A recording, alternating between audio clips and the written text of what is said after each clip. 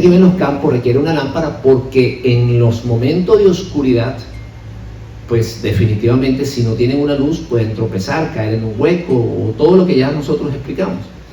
Entonces, se requiere la luz porque existe la oscuridad. Si no existiera la oscuridad, no se requiere de la luz. Entonces, ¿por qué requerimos el estudio de la Torá? Porque existe el mal. Si no existiera el mal, no se requiere el estudio de la Torá. Pero se requiere el estudio de la Torá porque existe algo, existe lo malo. Entonces, tú necesitas tener la luz que te enseña lo que verdaderamente es malo y de lo que verdaderamente es bueno. Y cómo tú puedes vivir este mundo, o en este mundo y el mundo venidero, sin tropezarte, sin caer. ¿Por qué? Porque el mal te va a llevar a la caída. El mal es como esa estaca que está allá en el piso. Yo recuerdo, por ejemplo, que muchos de los soldados americanos, ustedes son jóvenes, aquí todos jóvenes, pero nosotros que ya tenemos cierta edad, aprendimos en la guerra de Vietnam o supimos que en la guerra de Vietnam muchos de los americanos, ¿saben por qué morían? No morían con balas, muchos de ellos morían con estacas, porque los vietnamitas preparaban unas fosas, unas cuevas, unos huecos, y allí paraban unas estacas con bambú. Y cuando ellos los americanos iban caminando, pues ellos pensaban que eso era piso, y resulta ser que eran como una mallita de hojas, y iban caminando y se caían en el hueco y quedaban traspasados por las estacas. Entonces, si era de día, ellos podían más o menos, tú sabes, mirar que eso había una trampa allí, pero en la noche caminaban y caían en las trampas y quedaban en las estacas. Entonces, se requiere de la luz para eso, para que no tropieces. En cuanto tú emprendes un camino hacia algún lugar, yo no sé si los coyotes utilizan lámparas. A ver, ¿no utilizan lámparas en las noches? Sí. Algunos necesitan porque... Yo recuerdo que un amigo mío que se vino de allá de Nicaragua me dijo que él traía el celular y con eso alumbraba.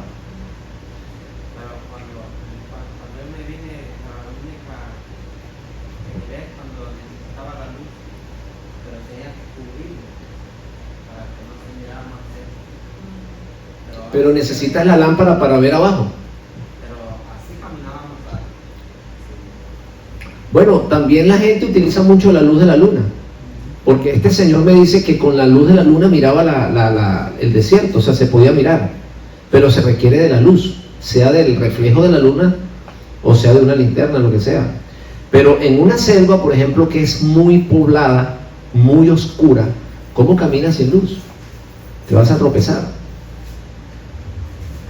Si nada más cuando tú te paras en la noche para ir al baño y no enciendes la luz, cuando vienes de regreso le metes el dedo del pie a la pata de la cama y bueno, ahí ves estrella, porque no tienes luz. Entonces la luz se requiere. Entonces concluimos de que la luz es necesaria porque existen las tinieblas, porque hay oscuridad. Si no hubiese oscuridad, no se requiere de luz. Entonces, sabiendo Dios que el hombre iba a habitar en un mundo donde iba a ser gobernado por las tinieblas, entonces Él le entrega una lámpara al hombre, que es la Torá, para que pueda alumbrarse y no tropezar. Mientras tú uses esa lámpara, pues tú caminas con cuidado y no te tropiezas y llegas al lugar donde tienes que llegar. ¿Cuál es el lugar nuestro? La casa del Padre. ¿Cuál es el lugar nuestro? El mundo por venir, la eternidad. Entonces, vamos a orar, hermanos, porque de eso se trata la parashá de esta semana. La enseñanza de esta semana se trata de muchas cosas. Vamos a hablar un poquito de por qué se celebran dos Pascuas, o por qué en el pueblo de Israel hay dos, o sea, la Pascua se celebra dos veces, o hay dos oportunidades hay dos oportunidades para celebrar la Pascua. que es la única fiesta de todas las fiestas del Eterno que se puede celebrar en dos tiempos. En otras palabras, que hay una segunda oportunidad. Eso tiene un significado espiritual muy grande, muy tremendo. Eso lo vamos a tratar de estudiar hoy, pero vamos a concentrarnos un poquito en el mensaje principal de la parashá, porque así comienza la parashá. Dice Números capítulo 8, versículo 1. Voy a leer vamos a orar, vamos a hacer una oración para que Dios nos ilumine y nos pueda guiar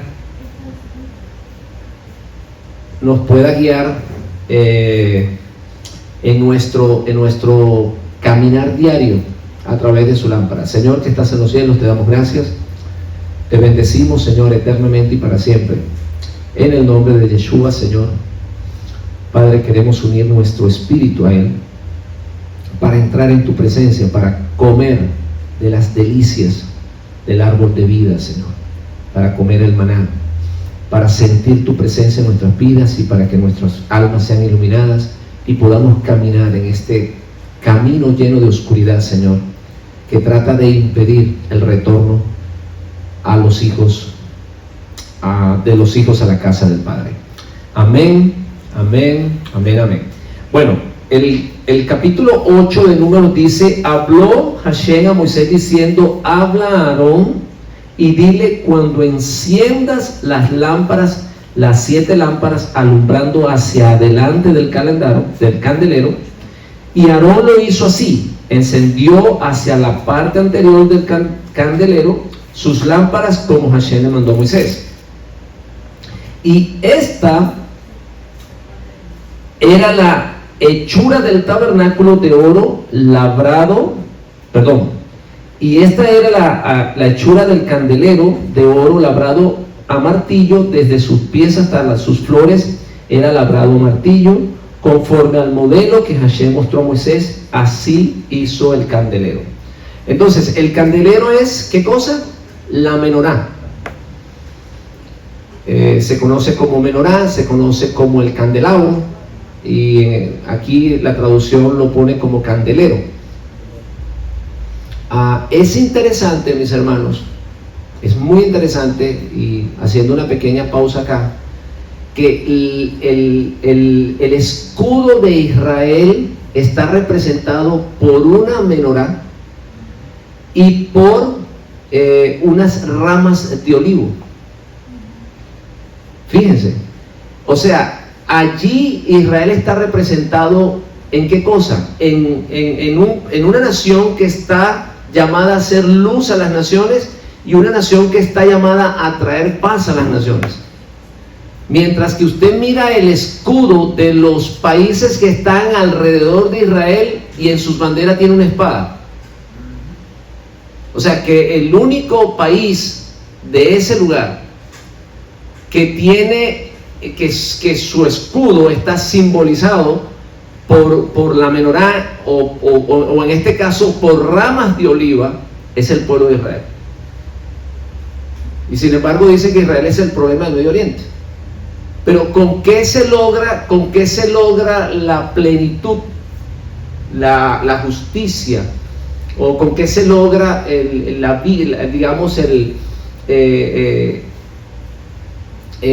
paz entre los pueblos? ¿Se logra con espada o hablando? ¿Cómo se logra? O sea, el propósito de Israel es que a través de su palabra se consiga la paz en las naciones, se consigue la paz. Por eso les estoy diciendo que el escudo de ellos está representado por una menorá que representa la predicación de la palabra y con ramas de oliva. Recuerden que las ramas de oliva representan paz desde el principio. Por eso la palomita trajo una rama de olivo en el pico, y por eso eso lo copiaron los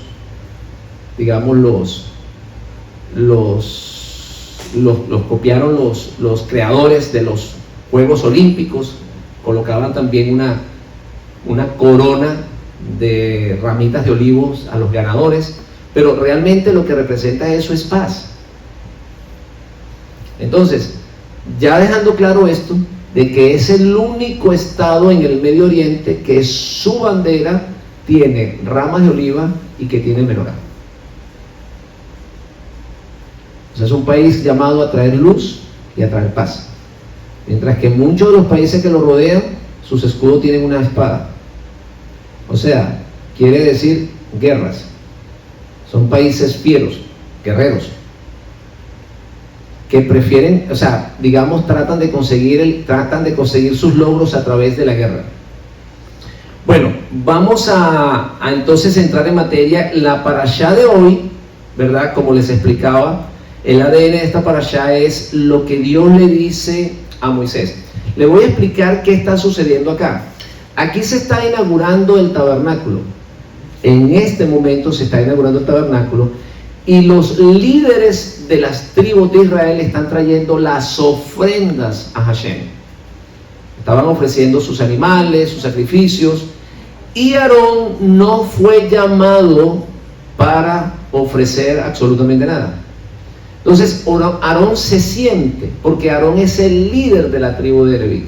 Dice, todos los otros líderes lo llaman y ellos vienen con alegría trayendo sus ofrendas para la inauguración del tabernáculo, y Aarón está triste.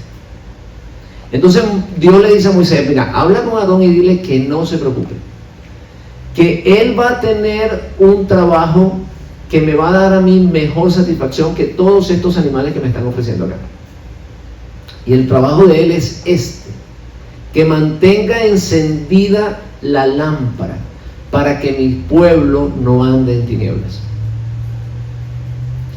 Hay un versículo en la Biblia que me llama mucho la atención que dice, en aquel día, yo siempre lo repito acá, escaseaba la palabra de Dios y todo el mundo hacía lo que quería. ¿Qué quiere decir esto? Que cuando no tenemos palabra, predicación o predicación de la palabra del Eterno, la gente hace lo que quiere. No hace lo que tiene que hacer, ni lo que Dios quiere que haga, sino que la gente hace lo que quiere, lo que piensa que es correcto. Por eso se requiere la predicación de la palabra, para que exista una luz, una guía. Entonces, Aarón es llamado para eso.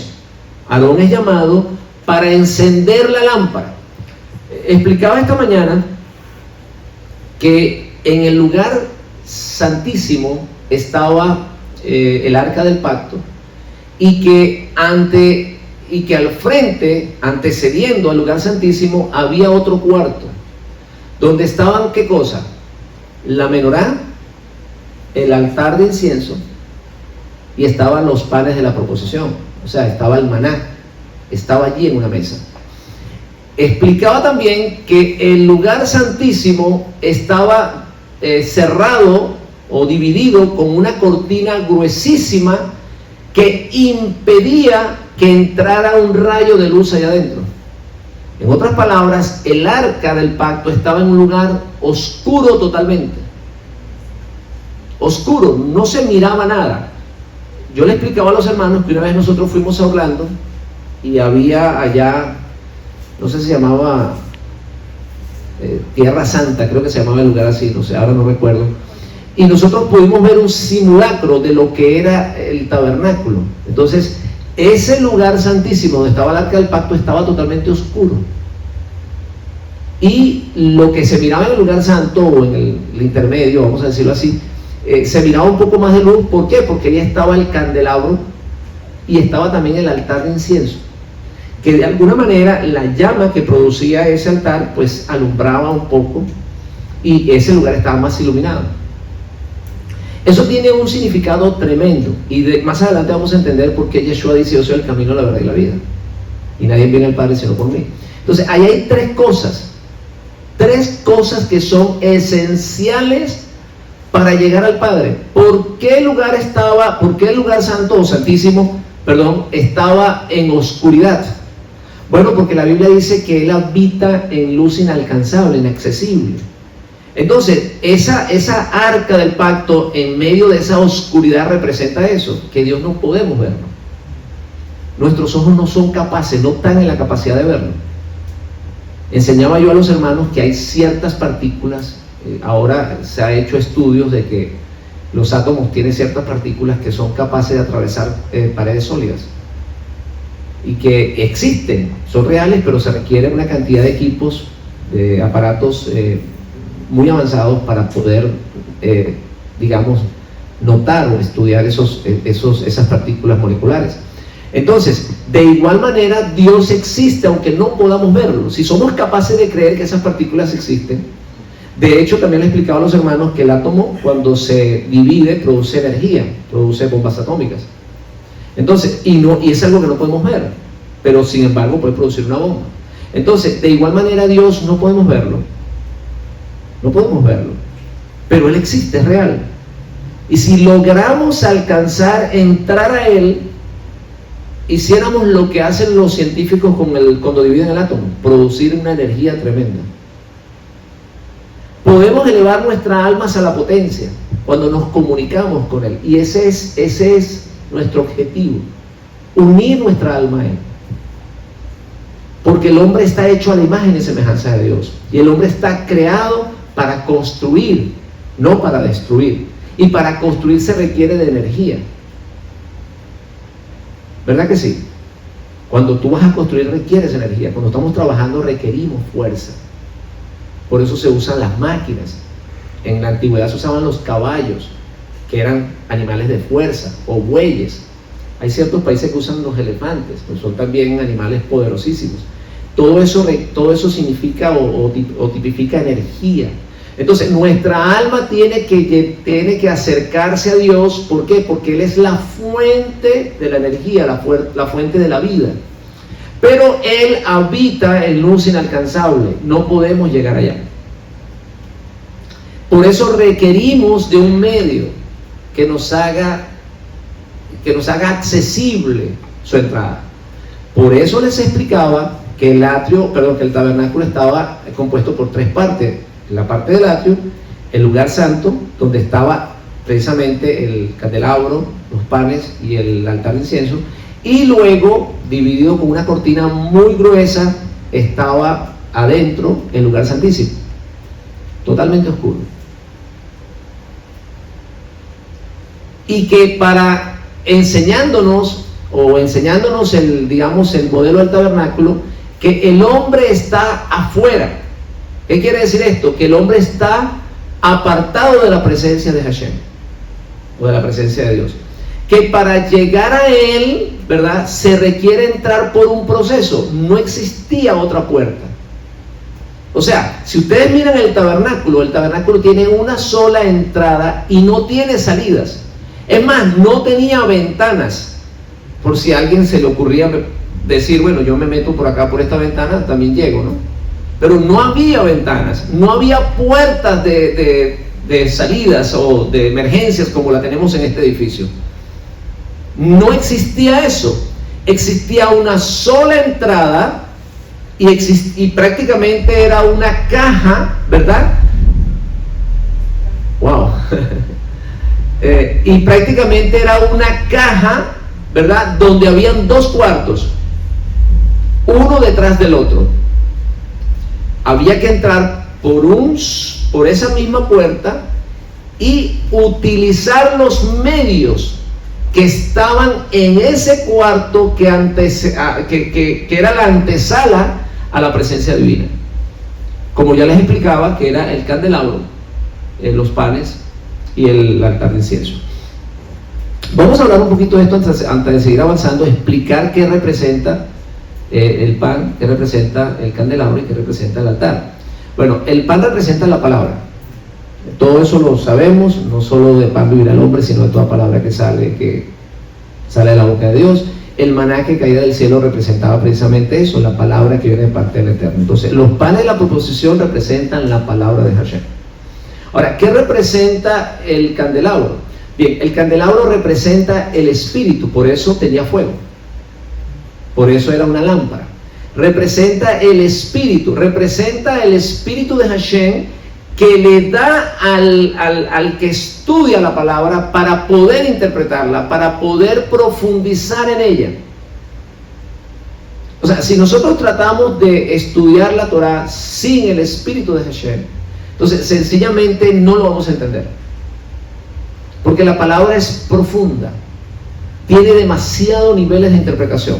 Entonces, para poder nosotros llegar a las profundidades de la palabra, necesitamos eso, necesitamos la fuerza del Espíritu. O para llegar a los niveles de interpretación correctos. Por eso, mis hermanos, por eso es que las personas que pretenden estudiar la Torá sin el espíritu del Mashiach, sí lo pueden hacer, pero no le dan la interpretación correcta y se alejan de la profecía. ¿Por qué? Porque Dios ha canalizado precisamente el espíritu a través del Mashiach, a través de Yeshua. Eso lo dice el apóstol Pablo. Porque existe un solo Dios y un solo mediador entre los hombres y Dios.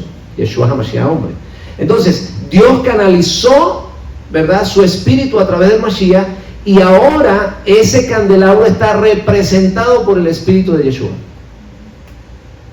O sea, Él es ahora ese candelabro. Sin el espíritu de Él no podemos darle la interpretación correcta a las escrituras.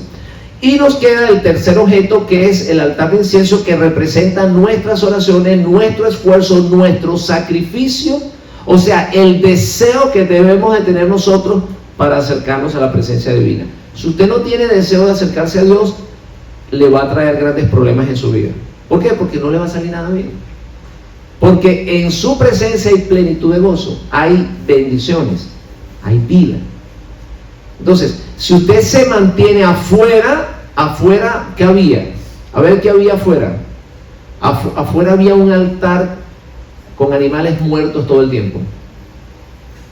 ¿Sabe qué quiere decir eso? Que fuera de la presencia de Dios está muerto. Eso es lo que quiere decir. Eso es lo que había afuera, animales muertos todo el tiempo. Afuera de la presencia de Dios eres un animal más, que vas a estar un día en el altar. Eso es lo que quería decir, dentro de otras cosas, ¿no? En la presencia de Dios ibas a recibir la bendición. ¿Por qué? Porque en el altar que había, en el arca del pacto que había las tablas del pacto. ¿Y qué dice Dios con respecto a las tablas del pacto?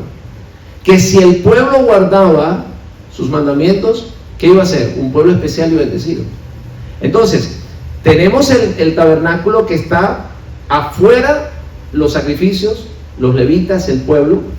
En el lugar santo estaba, ¿qué cosa? Lo que ya explicamos, los tres objetos estos que nos van a llevar a entrar a la presencia divina.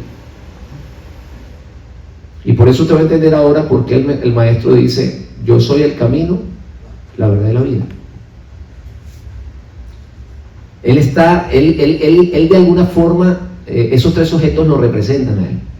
Él es la Torá, él es el mensajero, el que trae el mensaje de parte del Padre. Por él, a través de él, ¿verdad? A través de su sacrificio, ¿verdad? Él logra, digamos, la paz para el pueblo de Israel, que está representado con el altar de incienso. Y a través de él, por ser el Mashiach, Dios nos da de su espíritu. Por eso en el Pentecostés el espíritu vino a través de Mashiach. Él recibió del Padre y lo entregó al pueblo. Entonces, decíamos al principio que Dios le dijo a Aarón que el trabajo que él tenía sería mejor aceptado o más aceptado que todos los sacrificios que habían traído el resto de las tribus. Y con esto Dios contentó a Aarón. Por eso es que a partir de ese momento se dice que Aarón personalmente encendía la menorá mientras estuvo vivo todos los días. Jamás se perdió un día, según la Torá oral, jamás se perdió un día de encender la menorá. Porque él entendía lo grandioso, lo maravilloso que era mantener la lámpara encendida. ¿Qué era mantener la lámpara encendida? La predicación de la Torá, para que el pueblo de Israel anduviese siempre en luz. Por eso les explicaba en el principio que el escudo del pueblo de Israel, ¿qué cosa es? Es una menorá. Es un pueblo que ha sido llamado para andar en luz. Las veces que el pueblo se ha alejado de Dios, ha caído en grandes tinieblas. caído en grandes tinieblas. Hoy en día no hay paz en Israel, ¿por qué? Porque de alguna manera el pueblo está separado de Dios, por la razón de que rechazan a Yeshua como el Mesías. Pero por eso el pueblo no tiene paz. Mientras ellos estén en contra de Yeshua, pues lamentablemente no tendrán paz en Israel. Pero el pueblo de Dios, el pueblo de Israel ha sido llamado para eso, para ser un pueblo que transmita luz. Y a través de esa luz, como está la menorá, ¿verdad?, pueda llegar la paz a las naciones. Por eso están las ramitas de oliva. O sea, lo que trae paz a las naciones, a los seres humanos, no es otra cosa que la predicación de la palabra de Dios.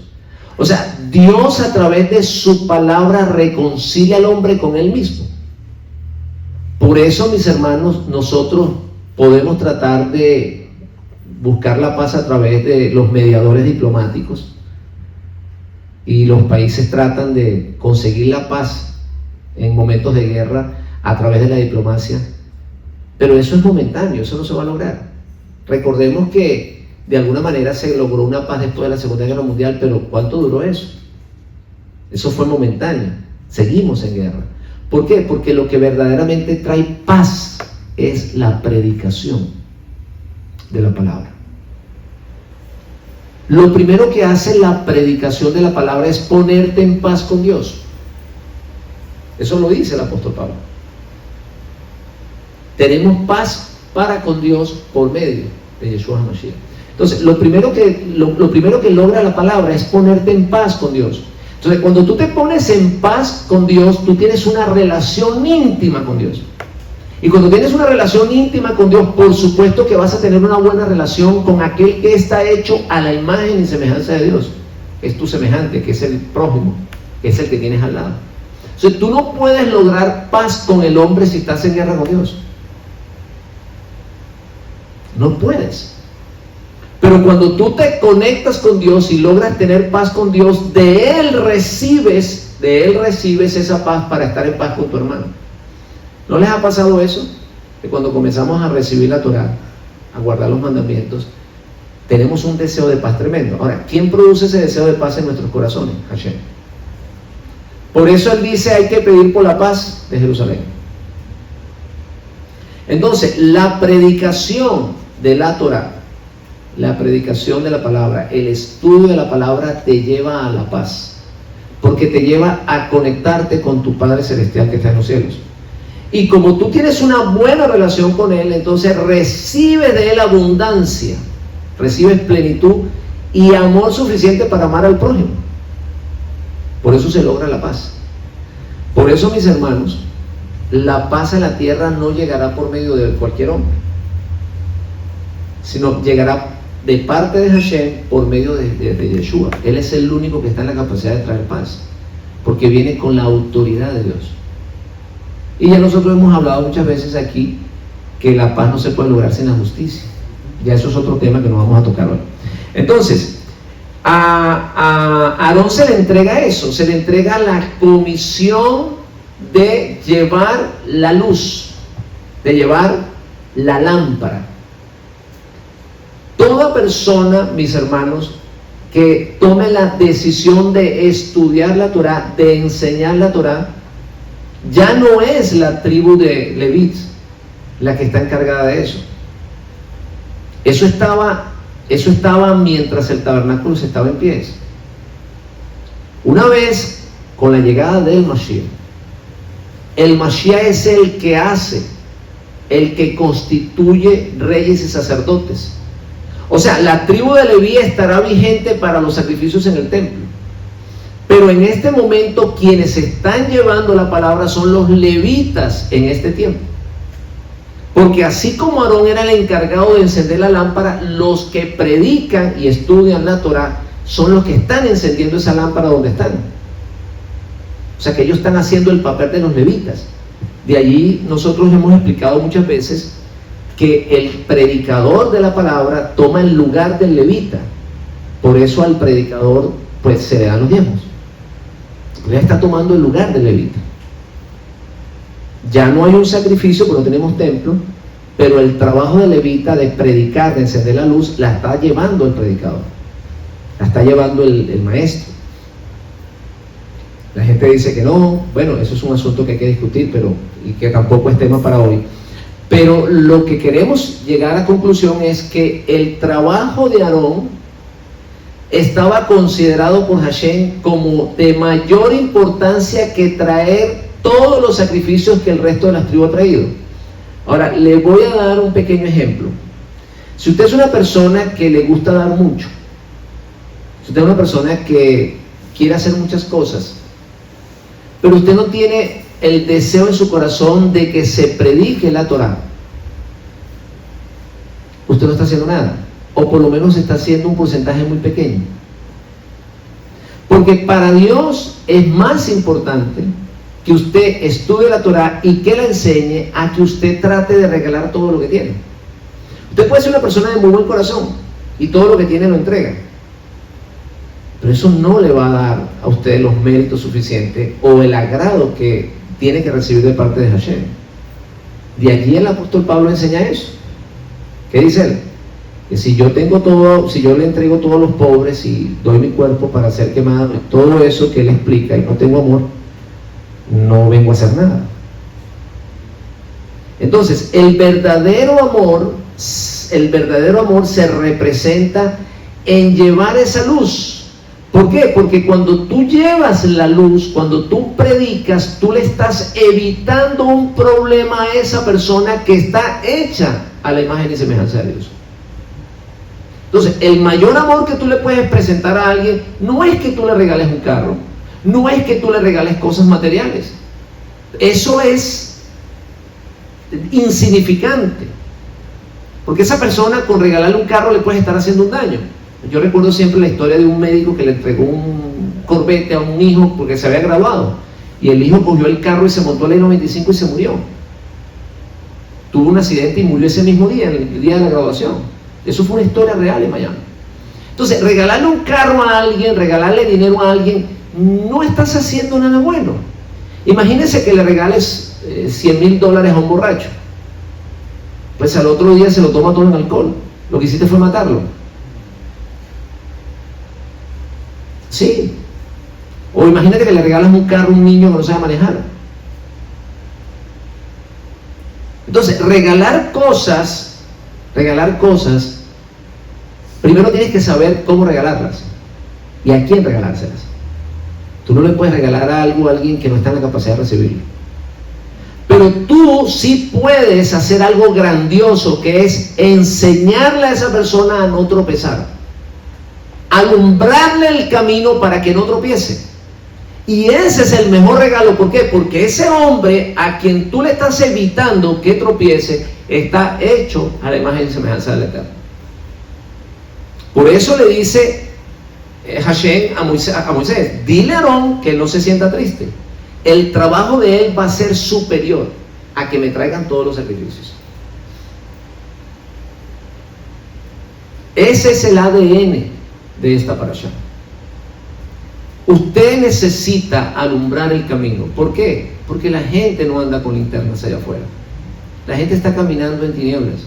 La gente piensa que no va a tropezar porque anda de día y hay sol. Pero resulta ser que del mundo de las tinieblas que estamos hablando están en el día y en la noche. ¿Sí han leído el Salmo 91 como dice? ¿Dónde vuelan las saetas? ¿Solamente en la noche o en el día? ¿Verdad que también están en el día? O sea que tú estás caminando allá afuera con el sol al mediodía, pero puedes tropezar, porque hay un mundo que no estás mirando, y ese mundo lo miras solo cuando enciendes esta lámpara. De la misma manera que una persona emprende su camino por un desierto o una selva en la noche. Imagínense que la luna está comenzando, está naciente, que no se ve nada, y si no tienes una lámpara, mi hermano, una antorcha, vas a tropezar, sea con una rama, con un animal, con una raíz, puedes caer en un hueco, te puedes ir por un barranco, no ves, no estás mirando. Pero si tú tienes una antorcha o una lámpara o una linterna y ves a alguien que está caminando por al lado de un barranco, como tú tienes la antorcha, puedes avisarle a él, puedes decirle: cuidado, mira, te puedes caer, mira lo que está allá abajo. Entonces, ese es el mejor regalo que tú le puedes dar a la humanidad. La mejor ayuda que tú le puedes entregar a alguien es alumbrar su alma, para que esa alma retorne a la casa del Padre. Shabbat Shalom, mis hermanos, Shabbat Shalom.